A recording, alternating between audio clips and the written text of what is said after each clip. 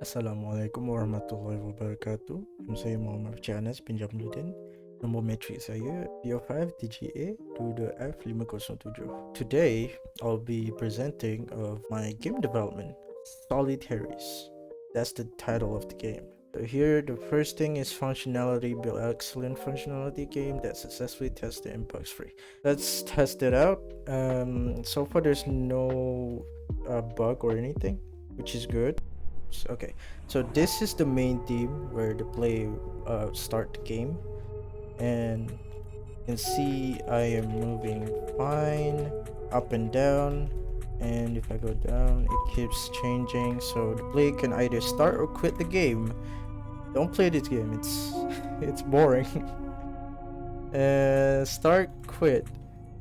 Okay, so player gotta press E to interact, and there's a movement down there. That's pretty much it. That's all of the game functionality. That's it. And then you play start. So far the game is okay. So far the game is doing fine. There's no bug. Sound effect is great. Although it's a little too quiet, right? You can hear the sound effects of the enemy doing that, right? The sound effect is doing fine. The player is getting damage.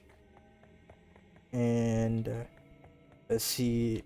Let's try and run away. Let's see if you can get away from this enemy. Alright, looks like we got out of the zone. The enemy's line of sight. That's what I'm trying to say. The song team is playing well at the background, so that's good.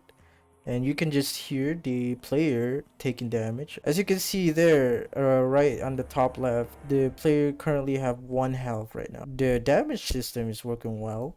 And now if we press escape, the player can pause. Let me show you that I'm not. Yeah, every time I unpause, it just made that sound. I don't know why. Okay, that's some bug right there. I don't know how to fix that, but it's good, right? It's hilarious.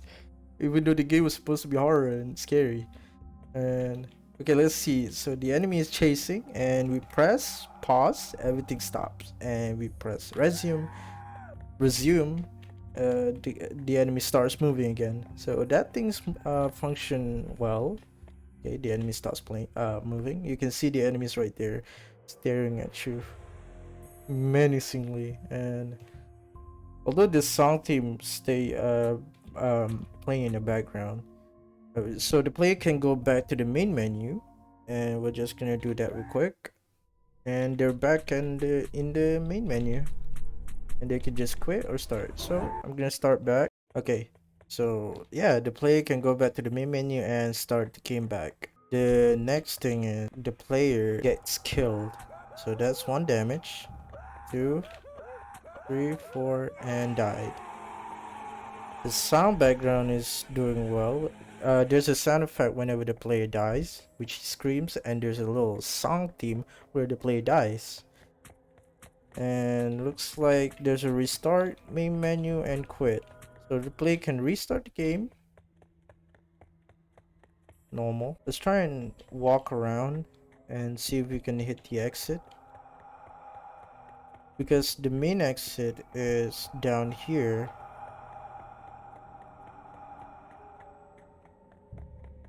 You can see the enemy's AIs function very well.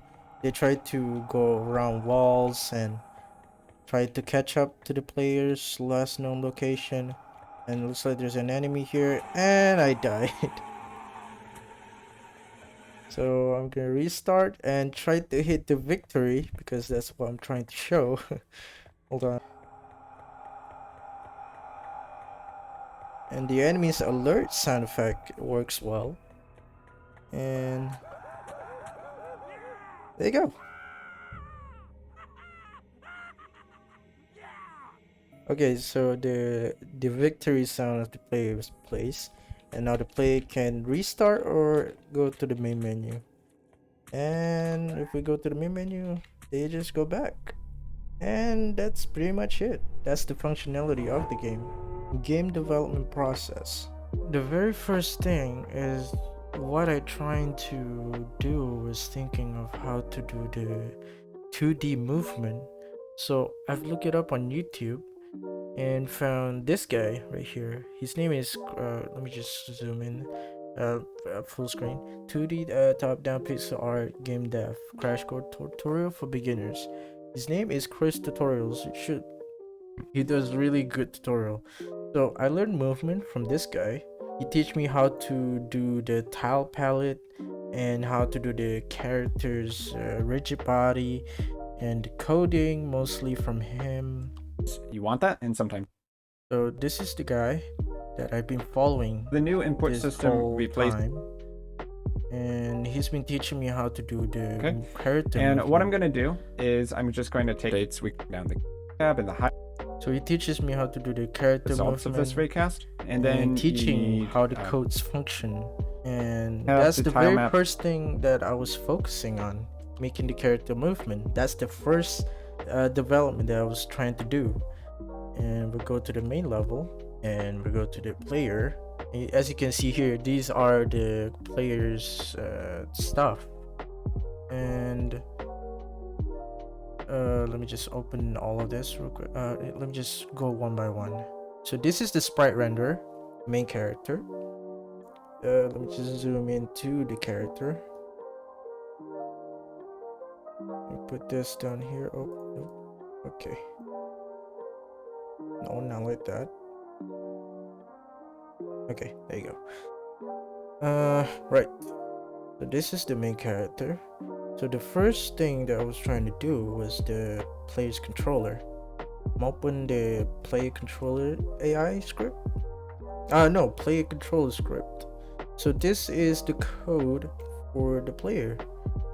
As you can see here, there's a lot of code that I put in, and I'm not 100% sure what I just put in, but I do know a few things about this, and it's quite interesting. I'm really interested in coding, although they're kind of a lot of work. They're a piece of work. And so yeah, this is the character movement. I can go through this all one by one, but that's gonna take a whole day. So I'm just gonna make it simple. So this is the characters moving from up, down, left, and right. And this one right down here is the sound effect for the movement. And this here is when the player is trying to move, the code will let the player move, and if the character is not moving, it stops moving. And this is the like collision.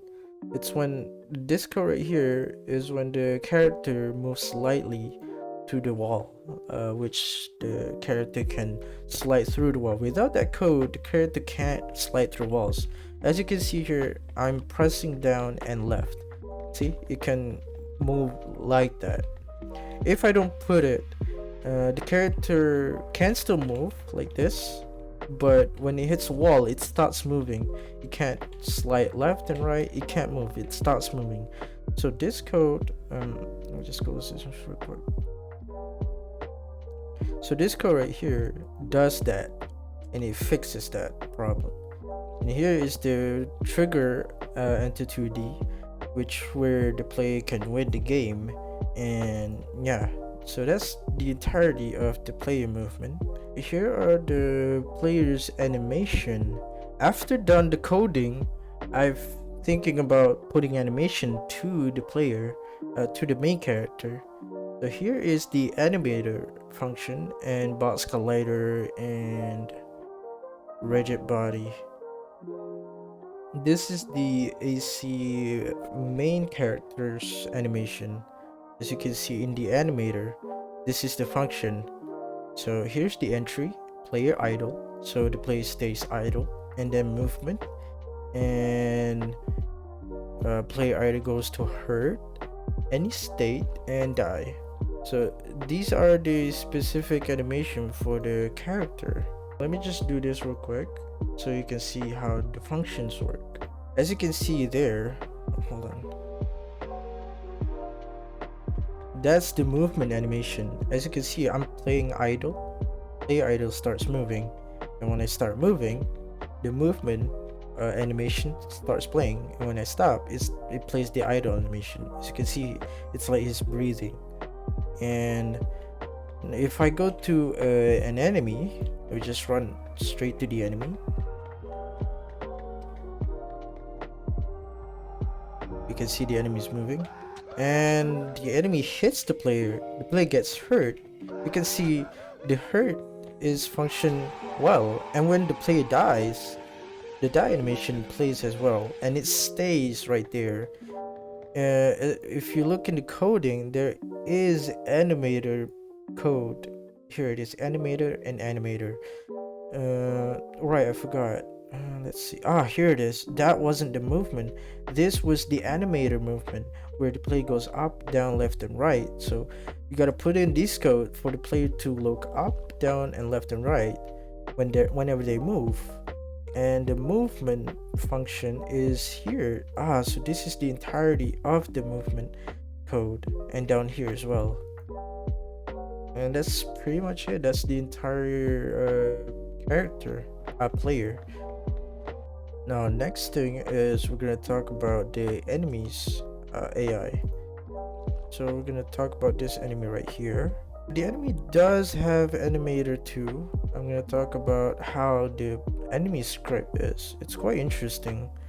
And this is the enemy script. So here you can see the check radius, chase, attack radius, and lay mass wise player, and a lot of things. I can go this all day. So I'm just gonna be simple. Here, play alert sound whenever the enemies detected the play in the radius. They do have radius. So the red is where the enemy detects the player, and the yellow one is the enemy starts the enemy stops because the chase radius is off. And here you can see this tiny little square, this very tiny square is where the damage does. So yeah, this is the check radius, and this I don't really want to bother that much because kind of scary though. And the player has a sound too, right? The only sound they make is when they get hurt and running. But yeah, I think that's pretty much it. Okay, we go back to the enemies. So this is the code. Get component, nav mesh. This is where the enemies AI do his routing. As you can see, nav mesh right here. This is where the enemy can see where they're going. The blue ones is where the enemy can starts moving. And when there's no blue, they won't go there. That's why you can see how the enemy functions. Let me show you real quick. The enemy will go the other way around to get to the player. So as you can see right here, I'm playing. Okay, so this is the enemy radius, right? So if I get too close, the enemy detects, it will go where the enemy saw the player. See? And if I open the nav mesh, they go exactly to where the blue ones is. Oh crap. It's following me. The enemy will go to the last known location when they're out of sight. Yeah, that's their out of sight. So when I stay here, they will go exactly to that last location and trying to find me, and they stop because they don't know where I am. Oh crap. So there are multiple enemies I place. Oh, and I died. And that's the enemy's AI. It's quite interesting, but the coding really does some work. It takes a lot of time to do the coding. And all of the references that I took was from every of these people. We got the Pendominium. He teaches a lot. This guy really teaches a lot. He teaches you how to do health, audio, and game over, pause menu, animation, and camera, and all of those stuff. This guy really helps me a lot. And this guy helps me how to fix animation errors. and this guy tells me how to do more animation. And this guy, as I mentioned, this guy teach me how to do animation, which is where he teaches how to do code. As big as the attack gets up, And starts chasing us, and so then he goes back to sleep. this is where I learned how to do the enemy's animation and AI. About the AI, hold on. This guy helps me how to do this code and the nav mesh function. So definitely go to him. He teaches how to move through, how to let the enemy's AI go through these blue ones and how the AI works. So this guy really helps me a lot. Go subscribe to him. This Disability Dill. I hope I pronounced it right. And that's pretty much it for the enemy and AI. Sure, there are sound effects for the enemies. The attack sound and the alert sound. You just heard it, right? So let me just play it once more. You can see the enemy makes the sound effects. And when you look at the enemy's animation, it starts. So when the enemy is idling, it stays idle. And when the enemy starts chasing, it starts playing moving. So they do have animation for them floating, but they don't have attack animation. They just hit the player.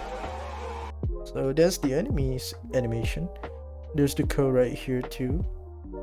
Oh yeah, the code. So this is the code where the player, where the enemy's AI, the player's last known location. And this is the attack colliders where they collide, where it does damage to the player in the 2D box collider. It's what they call right here. The box collider 2D is the one that does damage. The rigid body 2D is the one that does the movement. The gizmo is where the red and yellow circle that you saw there. And here is the private void attack function. So whenever the enemy attack, it plays the sound, and the sound I put it right here, the sound manager instance. After I've done the enemy's AI, I start to implement a script for the health player. So starting health is 5, and I'm gonna open it right away. In the health script, there's not a lot though. As you can see, animated anim. So the health script does the animation for when the player gets hurt.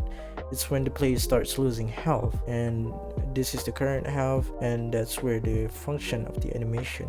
And then when the public take damage, yeah, this is where the player takes damage. The health would go down. When the player dies, it plays death sound, and when the player dies, it shows game over and don't execute the rest of this function. Is when the enemy does damage.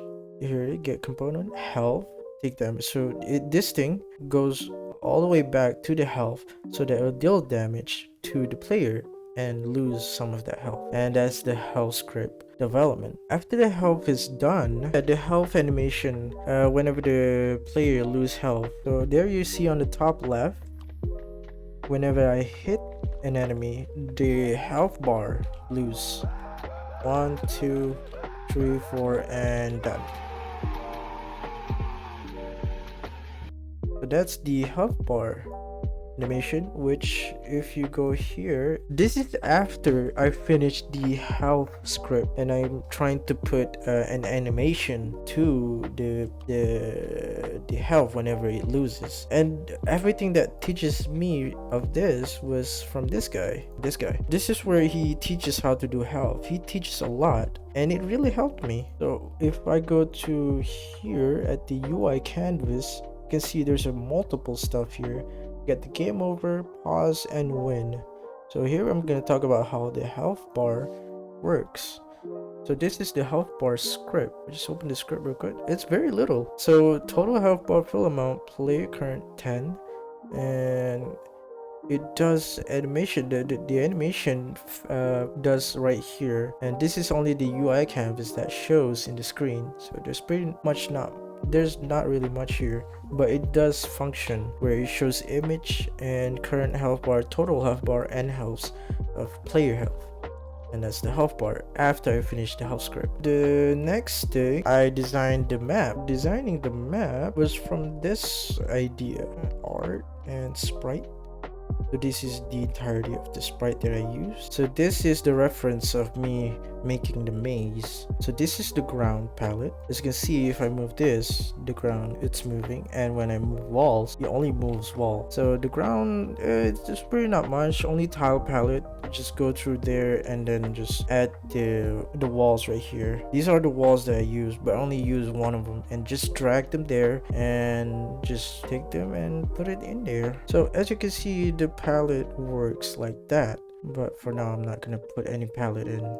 Doing the walls is not that hard. All you gotta do is just put tile map collider, so whenever you put a wall in, the collider will shape how the sprite looks like. So when I go to the tile palette and put a wall in, let me just do that real quick. And when I put a wall in, the collider, you can see the green one is the collider where the player can't go through. So this collider is preventing the enemy and no, only the player movement. Whenever the player hits the collider, it stops because there's a wall. And for the enemies, I just explained how the enemy's AI. So you use the nav mesh. It's supposed to function in 3D, but people find out that you can actually use in 2D as well, the nav mesh function. You go here, this is the navigation surface. Create the wall sprite. All I gotta do is just put navigation modifier and affected agents area type not walkable. So this only works on walls, and when I put that in the nav mesh and start baking, it only detects the wall. The ground it doesn't detect, it only detects the wall. So like, okay, let's say for example, I'm gonna move one of these like up here. I'm gonna block this way, go to the nav mesh, and when I start baking, the thing will detect that there's a wall on that pathway. So the blue ones will disappear so that the enemy can't go through, even though it's possible. So you can see the blue ones is disappeared, so the enemy can't go through anymore. And I can't go through anymore too because there's a wall. But if I remove the wall and let's see, let me show an example. So the enemy detects, right? So I go through here, go through the, oh crap, hold on, let me just yeah, there you go. Haha. Oh crap, the see, so it took me some time to do it. The reference help, the level is completed. I just put the enemies around, and at that point is when I start making the game over screen whenever the player dies. So let's head there and open it. So this is the game over screen. You died, restart main menu. So there are scripts for this to let it happen, and here is the function right here, the script of UI manager. So here you can see game over, pause, win, and there's a private void awake screen, and there's a function for all of this. So this one does activate game over screen and game over function. So this is the function where you interact, it goes exactly what they supposed to. So here the scene manager load scene main level, and scene manager load scene manager get active screen begin. That means the game is gonna load the main level, and when the restart, it's gonna load scene active scene, so it's gonna restart to the recent scene. And then here the main menu, it's just basically going back to the main menu screen, which scene manager load scene 0. And here's the quit button, it quits the game. And here is the pause game, where the game can be paused. So after I've done the map design, I've looked into how to do all of the UI stuff. They are really not that hard though. The screen active on pause and vice versa. And not to mention that this guy teaches me how to do that as well. See, he teaches me how to do pause, and he didn't teach me how to do the main menu, but he did teach me how to do pause and game over screen. He teach me a lot. He really helped me how to get through this. So that's like all of the things. As you can see here, the sound whenever the player dies, he plays a song. And the next one here, we got the pause screen, win screen, escape. That's pretty much it. So you can see there's an option right here and functionality where their function, let's see here, right? Yeah, that's how they function. The selection arrow, this one does have a script of its own to selection arrow. See, even this thing needs a code to function where let me just play it real quick. So whenever the player dies, these selection arrow function. Okay, here's the pause. See, the selection arrow function as intended to. See, it does a lot of stuff too. You can see here key code W, selection arrow, interact with option. This is where the interact button is. Key code go E, and this is how the movement of the arrow going up and down. This thing does need a code as well. After finishing all of that, I decided to put like a light. As you can see, there's lighting which the player can't quite see in the dark. It's very pitch black, and that's the only light where the player can see. This function does on YouTube too. It's quite easy. It doesn't need any code. Hi everyone, in this His name is Hope Game. He teaches really simple, and putting the light is very easy. I'm quite happy. So this is how it's function. As you can see earlier, can't see anything, but you can see the enemy's eyes, so you can tell that there is an enemy at that corner in the perspective view.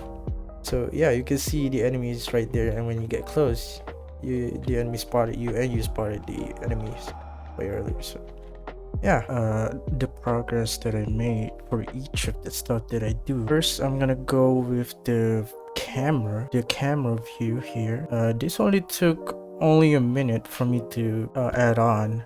It's really not that hard. You just download the source, which I forgot what the name is. The player animation and the script of the player, the script of the enemy. It took almost like, it's about 10 days. Trying to learn coding for a newbie, it took about 10 days for me to finish the player animation and the coding for the enemy and the player as well. That took 10 days for me to figure it out how to develop this character and the enemy. And the next one is the map layout. It only took me for an hour, no, half an hour to make this map.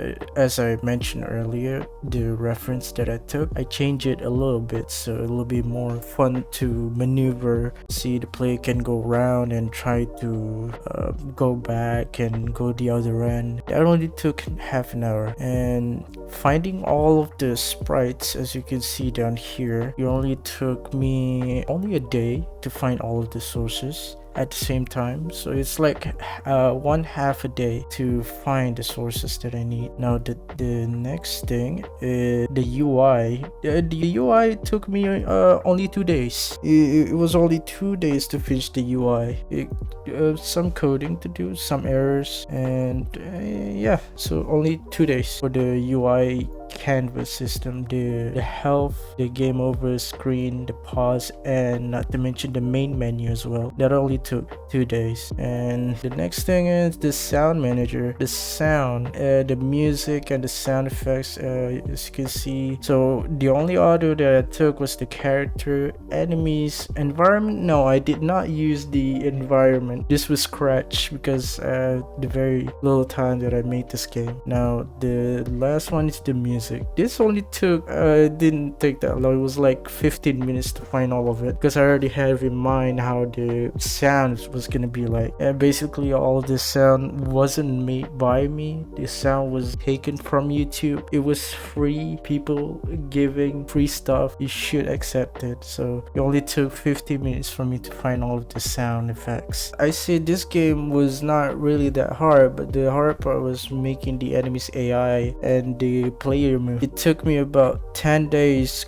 Crap, I might be wrong. It could be 15, but this type of game can finish very little time because I delay it. That's why it's very much look like unfinished, though I have to finish it like this. So yeah, that's the total summary of my time for each of them. Well, I'm using Unity 2D, so that's the game engine, right? Yeah, I've explained that. Let's try our next one. Program that show events, understand game design. And yeah, I've done everything. Thank you very much. I'll play the game footage and enjoy. Thank you very much.